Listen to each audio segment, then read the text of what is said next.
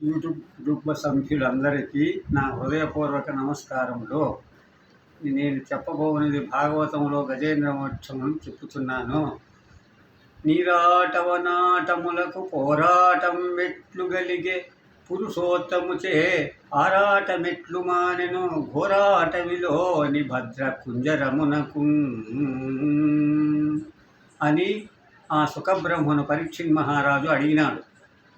అయితే ఆ యొక్క సుఖబ్రహ్మ భిల్లీ భల్లలు లాయక హల్లుక పని ఖడ్గగవయ బలిముఖ చమరి జిల్లీ హరిశర భకర కిటి మలాద్భుత కాక భూక మయమగు అడవిన్. ఒక అడవిలో కొలను ఉన్నది అని చెప్పినాడు. ఆ కొలనుకు రాత్రి సమయములో అడవి జంతువులన్నీ వచ్చి ఆ అడవిలో ఉండబడినటువంటి కిటి అంటే పందులు, సింహములు, కుందేళ్ళు, జింకలు ఇటువంటివన్నీ రాత్రిపూట సంచారం చేసి అక్కడ మేతలు మేసి వచ్చి ఆ మడుగులేకి వచ్చి స్నానం చేసి పోవచ్చుండెను.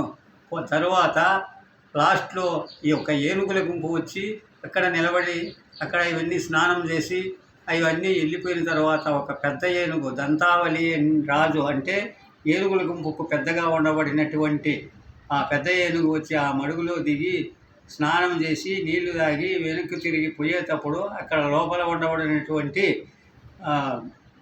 నీరాటము అనే మొసలి పట్టుకుంది. నీరాటం అంటే నీళ్ళలో ఉండేది కాబట్టి దానికి బలం ఉంది కాబట్టి కాలు పట్టుకుంది, బయటికి రానియకుండా ఆ ఏనుగును పట్టుకున్న తర్వాత ఆ ఏనుగు ఎంత ఎడవీక్కునే ఇడసల ఆ మొసలి ఇడుసుకుని ఉంటే ఆ మడుగంతా రక్తమయమైపోయింది.